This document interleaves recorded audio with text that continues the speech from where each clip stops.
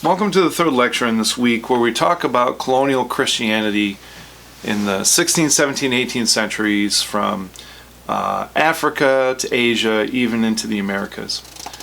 And in this lecture, we're going to talk about colonial Christianity in Asia. So from this lecture, the student will be able to describe the various avenues by which Christianity came into Asia in the 16th century through the Portuguese, and then later others. The student will explore the methods and motivations for Portuguese colonial Christianity, and the student will evaluate the effectiveness of Portuguese Christianity in Asia. So the first part of Asia that we're going to talk about is India. And that makes sense because it's one of the closer, more populous parts of Asia. And we saw this way back with the apostles, which allowed Thomas to probably reach India. And as the Portuguese made their way down the west coast of Africa, up the east coast of Africa, India would have been the first major Asian nation that they bumped into. So by the 15th century, the southern Indian shoreline had become a trading hub dominated by Muslims. And in 15th century India, the kings in India were either Hindu or Muslim. And there were several kings over several different regions. This is before the nation of India, right? And the first Portuguese ships entered the Indian Ocean long after the Chinese imperial ships from the Ming Dynasty had entered into there. So India was a part of shipping lanes for a long time, originally dominated by China, more recently had been dominated by the Muslims when the Portuguese arrived. The problem with Muslim control over these shipping lanes is there were a lot of Muslim countries, and therefore there were a lot of different leaders who tried to exert control over these shipping lanes, and they competed with one another. So the advantage that the Portuguese had in their imperial venture is this centralized authority, a king and a queen that was allowed to coordinate the control of these shipping lanes, which allowed them to dominate.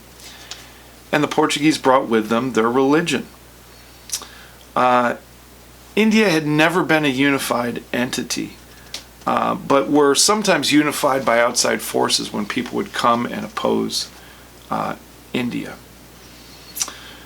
Christianity came to India very early with what we call St. Thomas churches, churches that were established by St. Thomas and his disciples. And this was mainly along the southern Indian shore. However, there were less than 100,000 Christians along the southern shore that were protected by local rulers by the time the Portuguese came. Southern India controlled the pepper trade and was therefore very influential. And there was a lot of Christians involved in this pepper trade. Indian Christians in the 15th century worshipped in Syriac with plenty of fasts and very long sermons. Theologically, they looked to the Church of the East under the patriarchy of the Bishop of Baghdad. So when the Portuguese arrived, they may have found Christians there, but they were not the same type of Christians, right? So when the Portuguese came in 1498, they forced the Indian Church to look to Rome instead of Baghdad, a more distant, a more foreign control.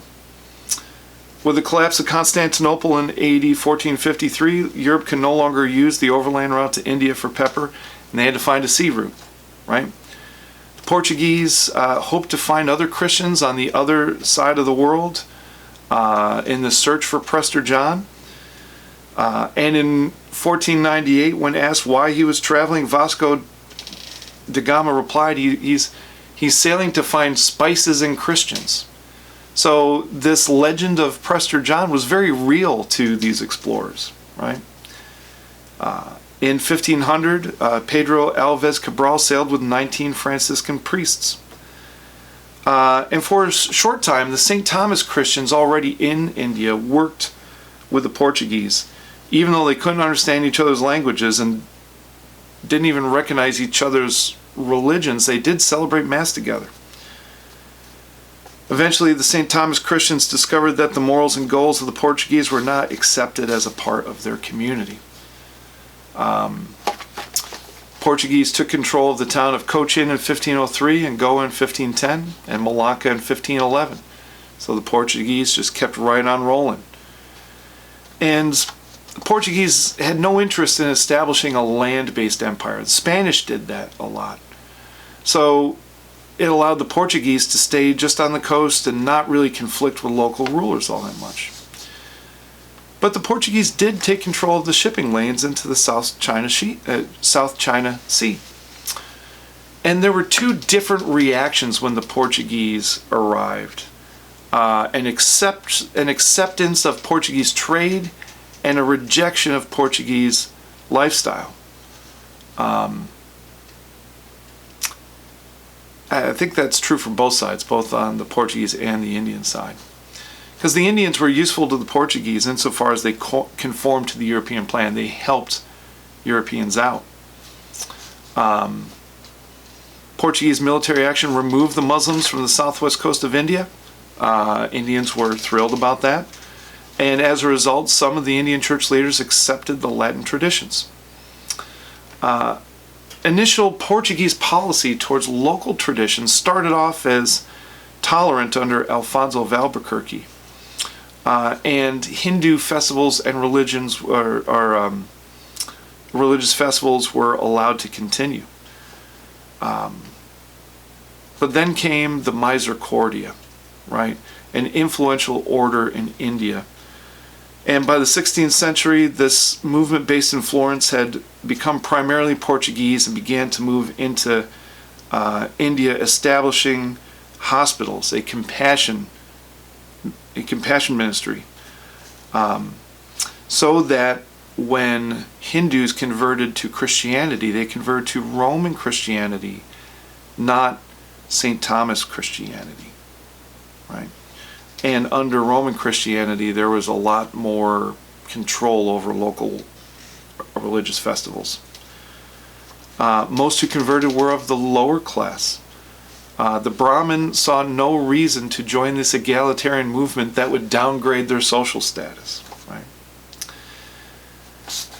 Eventually, in 1542, Francis Xavier became the first Jesuit to arrive in Asia, landing in Goa. And 2 years later, the Jesuits were officially recognized in Rome. Xavier was Spanish, not Portuguese, and he came to the Jesuit order through military service, like Loyola, who founded the order. So both Loyola and Xavier saw the Jesuits in military terms. They established schools to train an army of God, so to speak. Not really a military army, but a religious army.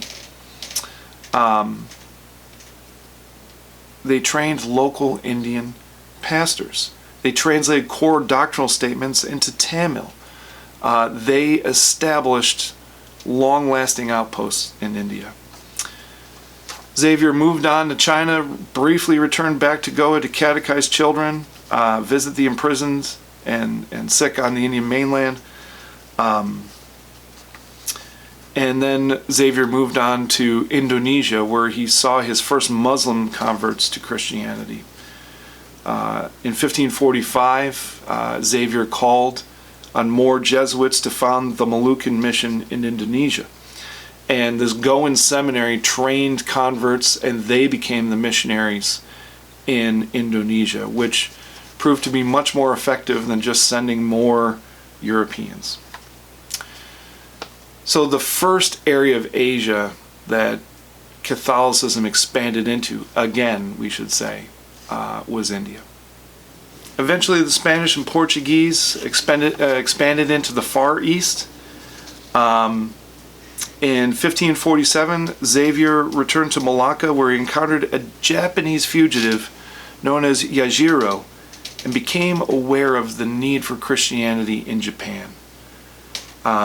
Local Japanese rulers were known as daimyo, and they divided Japan, aided by Buddhist monks. So there was a lot of local rulers in Japan that were committed to Buddhism and were constantly in rivalry with one another. Buddhism had come to Japan through Korea, in the 7th century, and it began to integrate with local Shintoism, the way of superior beings. Nobunaga concluded that militant Buddhism was a threat to the unification of Japan and saw the Portuguese as potential allies. So amongst this hyper-tribalism within Japan, some saw the coming of the Portuguese as an opportunity to unite Japan. And this opened the door to Christianity, though not through Xavier, but through the criminal-turned-evangelist Yajiro. Yajiro wrote to the Jesuits in 1548, the first recorded Japanese testimony. After murdering a man in Japan, Yajiro hid within a Buddhist monastery and was taken out of the country by a Portuguese ship, and was eager to be a Christian by the time he met Xavier. Yajiro was baptized in Goa and given the name Paul of the Holy Faith. He translated the Gospel of Matthew into Japanese, dividing it into 4 memorable sections and memorizing it. Xavier asked Yajiro if the Japanese people would become Christian. He responded that at first they would ask questions and observe the Christians' behavior, but then if it checked out, they would become Christians. Yajiro realized that traders' morals were not the best, so it might be better to travel to Japan on a Chinese junket, giving them separation from European morals.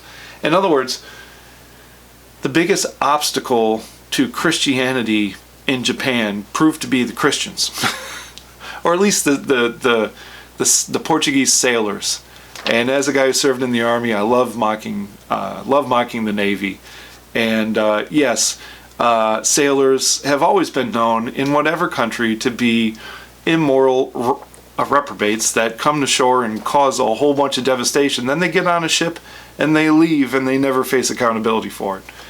This was as true in 16th century Japan with Portuguese sailors as it might be true in parts of the Navy today. I don't think I've said anything controversial. Most of my friends in the Navy might brag about that, right? But Yajiro was actually very worried that the Japanese people would see these Portuguese white people coming off boats doing horrible things and saying, they're Christians? No thanks. So they organized Chinese junkets to drop some of these missionaries off, right? Xavier spent 27 months in Japan when he translated the creeds and confessions and preached to the Buddhist monks and daimyos. The emperor was not the focus of local missionary efforts. While there was an emperor in Japan, it was the local daimyos who had all the power, and they became the focus. Xavier, after not getting very far in Japan, realized that Japan kind of followed the lead of China, so he went to China to evangelize China, hoping that China would bring Japan along with them. I'm going to leave it there for right now, because really the story of Christianity in the Far East is assumed by Protestants. If you ever get a chance to read Sachiko Endo's book Silence or see the Martin Scorsese movie, I don't know if I can officially recommend it because it's disturbing and violent, but it's reflective of the struggles that Christianity, Catholics specifically, faced in Japan. And as Protestants, while we have serious differences and problems with what these Catholics are teaching and how they went about it, they did do the gospel of service in being martyred for their faith, and actually prepared the ground for Protestantism in many ways. But in our last lecture, we are going to look at Protestant missions in Africa and Asia in the 16th, 17th, and 18th century. Thank you.